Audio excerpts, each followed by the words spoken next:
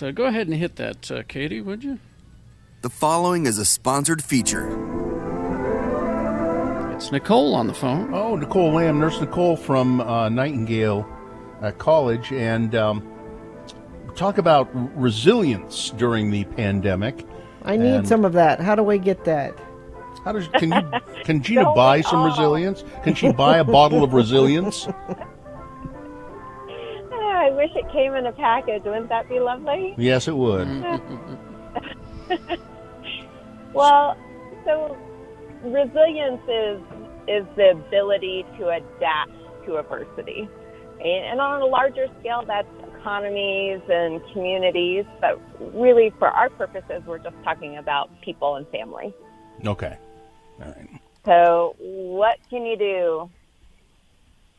Really, the first thing is stay connected. We know people do better when they are connected to others. And I think it's hard at the end of the day, especially if you work on computer and you're away from people most of the day, but then you want to connect with other loved ones, to choose to get on the phone or computer again, right?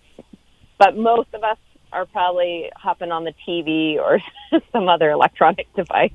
Yeah. You know, so making the choice to really be connected with those you care about, I think, is really important. I think changing expectations around Thanksgiving will be important for a lot of people. What that might look like. You know, families going to be different. Well, it's I think, I don't know. I think I'll be pretty resilient if I can bounce back from all of this, but. No, you need to be resilient now, Bill. That's the thing. These are how to help yourself get there. But it's if you're creative, that would help, wouldn't it? If you can't do things the way you've normally done them, if you can find creative ways to have Thanksgiving, for instance, that's a kind of resilience, right? Absolutely. I know some people who are doing FaceTime Thanksgiving.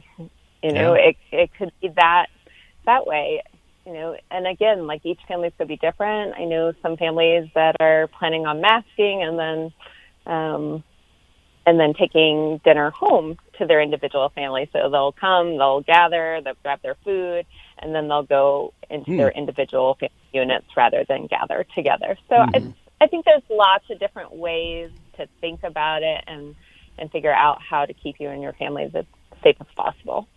Yeah, and it's almost like it can be an adventure or a family planning project in a way. You know, let's all come up with some ideas about how to do things a little differently this time. Well, yeah, definitely, and it can spark some. I mean, it definitely can spark some debated conversations, but working through that does, in a sense, provide us with resiliency and how to cope better through those things. Yeah, I think too. On a personal level, you know, taking care of yourself becomes extremely important. So mind, body, spirit, so exercising, sleeping well, eating right, making sure you're hydrated. You know, I've been trying to do that with my kids. I think sometimes we forget to remind them that they need to work on those things for themselves, too. Getting to bed early, working out, going outside and throwing a football around, making sure they're doing those things too. Because, I mean, kids act like they just love to be on their devices all day, but make sure they're doing those self-care things too. And taking ownership of it and deciding for themselves, you know, I'm going to decide to, you know, go take the dog for a walk and then come home and cut up an apple rather than eat chips in front of the TV. Yeah, that's really good. And reminding our children, because they can get sucked into using the computer or TV and in online classes, kind of sedentary, right? Yeah. Right? And forget to move. It is the easier way. You put something here, Nicole, in these notes that says, live according to your values. You know your values, and you can continue to abide by them. That's within your control. Just expand on that a little bit, if you would. Well, I think sometimes with the masking, no masking, right, we have to figure out our individual boundaries around that. We can't control other people as best as we'd like to, but doing what is not going to put other people in jeopardy with your choice, I think, is really important.